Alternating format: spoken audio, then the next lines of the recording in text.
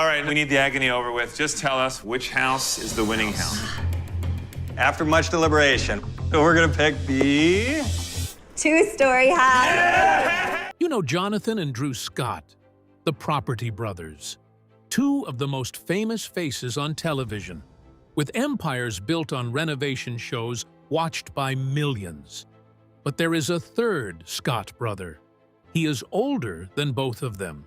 He is, by their own joke, the best-looking one in the family. And for 14 terrifying months, he was quietly dying in a Las Vegas home, writing out passwords and estate instructions for the woman he loved, convinced he would not survive the night. This is the story of J.D. Scott. The brother kept under the stairs. James Daniel Scott was born on May 27, 1976, in the Vancouver area of British Columbia. He was the firstborn son of Jim and Joanne Scott, arriving roughly 2 years before the twins, who would one day become household names, Jonathan and Drew, born in April of 1978. The three boys grew up on a horse ranch in Maple Ridge, raised by a Scottish-born father who had worked in the film industry as a stuntman and an assistant director, and who also happened to be a karate instructor.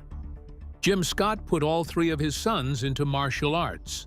J.D. started at the age of 8, and all three brothers would eventually earn their black belts and become instructors themselves. But J.D.'s childhood was not all ranch life and karate trophies. According to multiple profiles of the family, J.D. was severely bullied as a child. He was the oldest, the one who went first into every new and difficult situation, the trailblazer who took the hits before his younger brothers ever had to. When the twins eventually rose to global fame, the family developed a running joke about J.D. that tells you everything about his place in the story. Drew Scott once said that, much like Harry Potter, they kept J.D. under the stairs because they did not want him to overshadow them. He called J.D. the good-looking brother, the one they had to keep out of sight. He even called him the Brad Pitt of the family. It is a joke, and an affectionate one. But underneath every joke like that is a real dynamic. J.D. Scott spent his life as the older brother of two of the most famous men on television, building his own career in their enormous shadow. And he was about to face something that fame, money, and two celebrity brothers could do absolutely nothing to fix. A career in the shadow. Before we get to the illness that nearly took his life, it is worth understanding who J.D. Scott actually is, because the competitor videos rarely tell you. When Jonathan moved to Las Vegas, he convinced his older brother to come with him. And in Las Vegas, J.D. carved out a genuinely unusual career. He worked as a blackjack dealer. He performed as a celebrity impersonator, taking the stage as Adam Lambert and as David Bowie.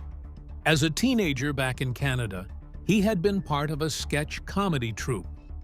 Performing was in his blood. As the Property Brothers' empire grew, J.D. became woven into it. He co-founded the brothers' production company back in 2002 and served as its creative director. He hosted behind-the-scenes content. He hosted the competition series Brother vs. Brother. He co-hosted a radio show with his brothers. He hosted a series about American amusement parks. He became a global ambassador for the charity World Vision. He was, in every sense, a working entertainer and a foundational part of the Scott brothers' business. And yet, to the public, he remained the other brother, the one whose name most viewers did not know. While Jonathan and Drew became the faces of an international brand, J.D. operated in the background, essential but invisible. He has spoken about this dynamic with a striking lack of bitterness, usually turning it toward his wife rather than himself.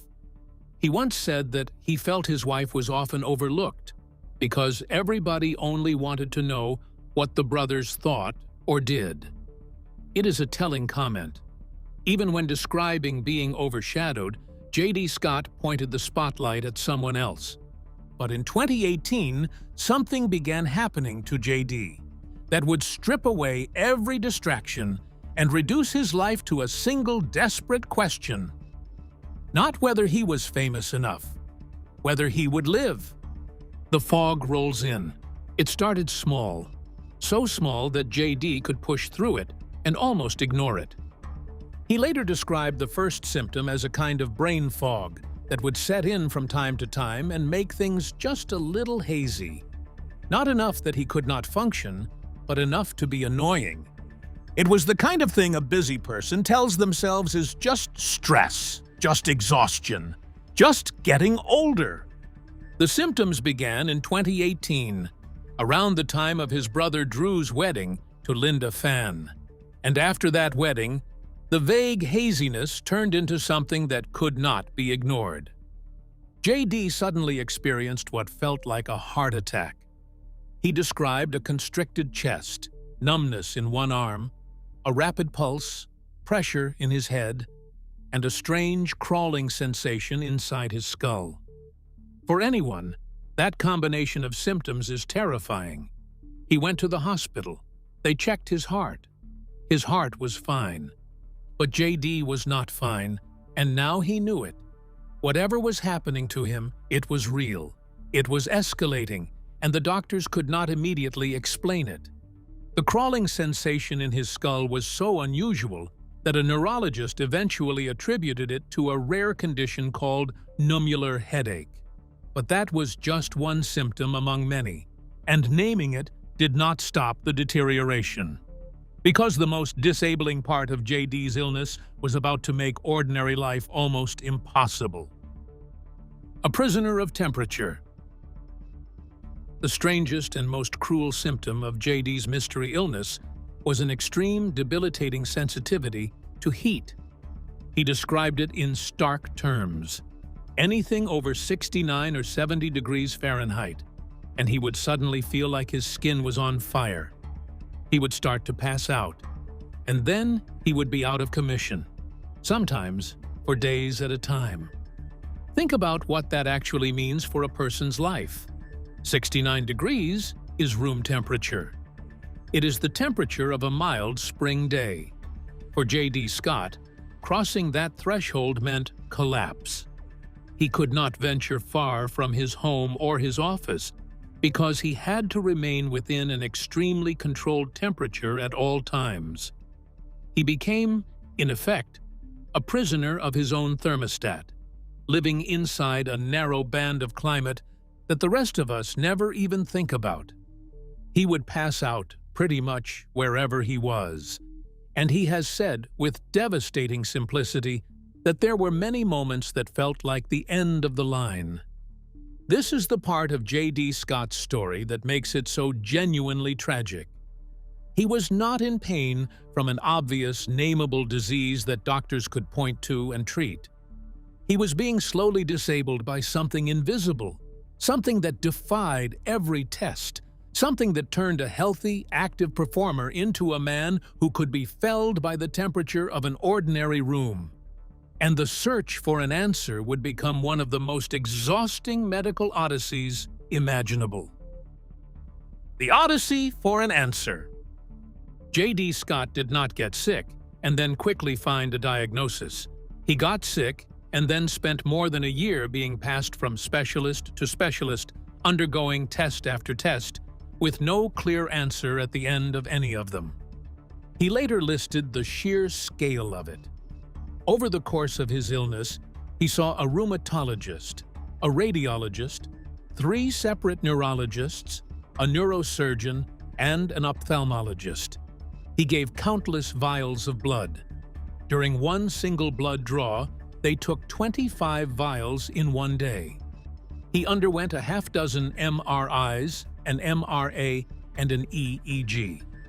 The doctors explored serious possibilities. They considered lupus. They investigated whether he might have a brain aneurysm. One radiologist told him he was 99.9% sure that J.D. was not suffering from an aneurysm. And while ruling out a brain aneurysm sounds like good news, for JD, it was just another door closing with no answer behind it. Every test that came back clear was another dead end, another month of suffering with no explanation and no treatment. The toll of this cannot be overstated. He was a man watching his own life shrink down to nothing, unable to work normally, unable to travel, unable to even be in a warm room, and unable to get a single doctor to tell him why. He has said his life had been so wonderful before this began, and that all he wanted was to get back to that place. When JD finally decided to tell the world what he had been going through, he did it in a nearly 27-minute video posted to Instagram in July of 2019, sitting beside Annalee. He revealed that he had been quite sick for the previous 14 months, and he pushed back hard against the idea that anyone would fake something like this. He asked what possible benefit he could get from pretending to fight off a horrible illness, pointing out that it was costing him most of what he had just to treat it. This was not a man seeking sympathy or attention. This was a man who had been suffering in private for over a year and had finally reached the point where he needed to say it out loud. And then came the night that he became convinced he would never get back there at all. The night he believed he was going to die. The night he wrote his goodbye. At the worst point of his illness, J.D. Scott had an episode so severe that he genuinely believed he was not going to survive it. What he did in response is the single most heartbreaking detail of the entire story. Convinced that this was the night he would die, J.D. sat down and prepared for his own death. He wrote out detailed instructions for what to do in case he died that night. He gathered all of his passwords. He composed an email to his fiancée, Annalee Bell, containing those passwords and his estate instructions so that she would be able to manage everything he left behind. He later described that night plainly. He said the event was so bad that he thought he was actually dying. It was really bad, and he was preparing all of his estate and writing out passwords for Annalee. Picture that scene. A man in his early 40s who should have had decades ahead of him, sitting in his home in the middle of the night, typing out his final affairs because he was certain he would not see the morning. Not because of a car accident or a sudden catastrophe, but because of an illness that no one could name, that had been grinding him down for over a year. He survived that night, but surviving it did not give him an answer. For that, it would take an almost unbelievable stroke of luck, and it would come from the one person who had been carrying him through the entire ordeal. The woman who kept him alive. Through every hospitalization, every failed test, every collapse, and every dark night, one person was constantly at J.D. Scott's side. Her name is Annalee Bell. Annalee is a celebrity makeup artist and hairstylist. Born in 1988 in Amarillo, Texas. She met J.D. in March of 2014 in Las Vegas, after her roommates introduced them at a bar in the city's arts district. By the time the illness struck, she was his fiancée, and she worked behind the scenes as a makeup artist on Property Brothers Productions. That detail, her job on the show, turned out to be the key that unlocked everything. While working, Annalee discovered that one of the homeowners scheduled to be featured on a Property Brothers episode was a functional doctor. This chance connection became the turning point in JD's entire medical nightmare. Through that doctor and the new approach he brought, the pieces of the puzzle finally began falling into place after more than a year of darkness. JD has never hidden how much he owes her. In a heartfelt message in July of 2019, he wrote to Annalee that he could see she was carrying the weight of them both, and that for that, she was his hero. He told her he loved her. He has credited their relationship quite literally with keeping him alive. There is a deeper poignancy to Annalie's role because she knew something about suffering in silence herself. Years earlier, Annalie had endured brutal cyberbullying after trolls circulated old private content of hers online. She has said the cyberbullying took her mental health to the worst place it had ever been, that she had never had any thoughts of self-injury until then. She turned that pain into purpose, becoming an advocate against cyberbullying and for mental health. So when JD was at his lowest, he was being held up by someone who understood exactly what it felt like to be at the bottom. And finally, after all that time, the diagnoses began to arrive. The diagnosis nobody expected. In September of 2019, more than a year after his symptoms began, J.D. Scott shared the breakthrough his fans had been waiting for. And the answers were even stranger than the illness itself. There were 3 findings, and they came as a cascade. First, he revealed that he had a bad gastrointestinal infection, which had been identified and fixed. That alone could explain a portion of what he had been suffering. Second, and more alarming, he revealed that he had been exposed to and may have been suffering from something called fluoroquinolone toxicity, informally known as getting floxed. Fluoroquinolones are a class of powerful antibiotics. The ones with names ending in floxacin, such as Cipro and Levaquin. In some people, they can trigger a disabling syndrome affecting the muscles, tendons, nerves, and even the central nervous system. JD said this would account for many of his symptoms and that the timing was dead on. He urged his followers to avoid ever taking any antibiotic with flox in the name if they possibly could. But it was the third finding that was the most shocking of all. JD revealed that he had acute mercury poisoning, and not a borderline case. His mercury levels were so high that the health department got involved. He said he did not know at that point how it had happened, only that he was now being treated for it. Mercury poisoning attacks the nervous system. It can produce exactly the kind of brain fog, fatigue, and sensory chaos that had been tormenting him. After the diagnosis, JD had to avoid fish that contained mercury, and he had to undergo treatment to pull the toxic metal out of his body.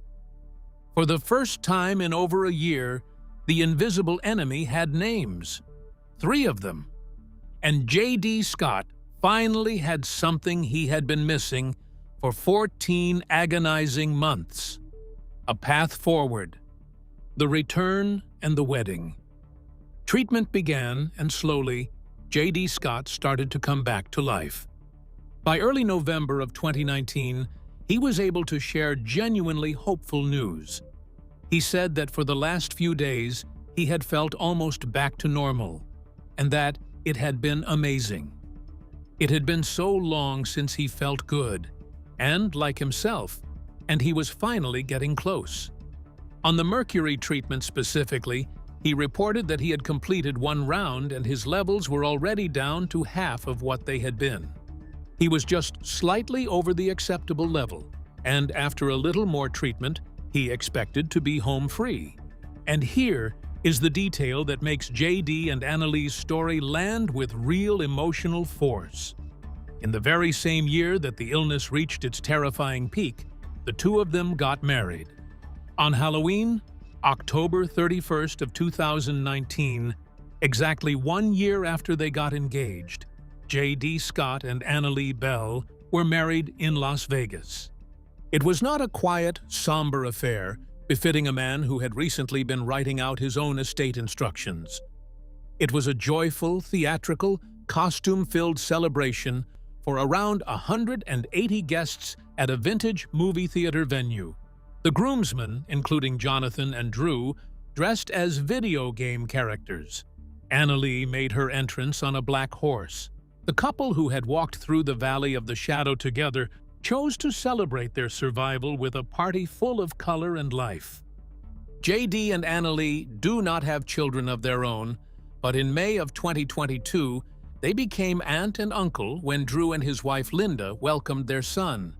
And in a beautiful full-circle moment, Jonathan and Drew renovated a home for JD and Annalee on an episode of Property Brothers Forever Home, building the couple a comfortable, fun, casual space to live in after everything they had been through. Today, J.D. Scott is reported to be in good health. He continues to appear on his brother's shows, host projects, and post the kind of comedy that he has loved his whole life. The man who once could not survive a room warmer than 70 degrees came all the way back. His story is, on the surface, a story about a mystery illness. But it is really a story about the people who hold us up when we cannot stand on our own, and about the quiet strength of the brother who was always there, just outside the spotlight, fighting a battle almost nobody knew about. J.D. Scott faced down a 14-month nightmare that nearly killed him, and he came out the other side with the love of his life by his side. The other brother, it turns out, is the toughest one of all. If you liked this, hit like and subscribe, and make sure to check out our other videos.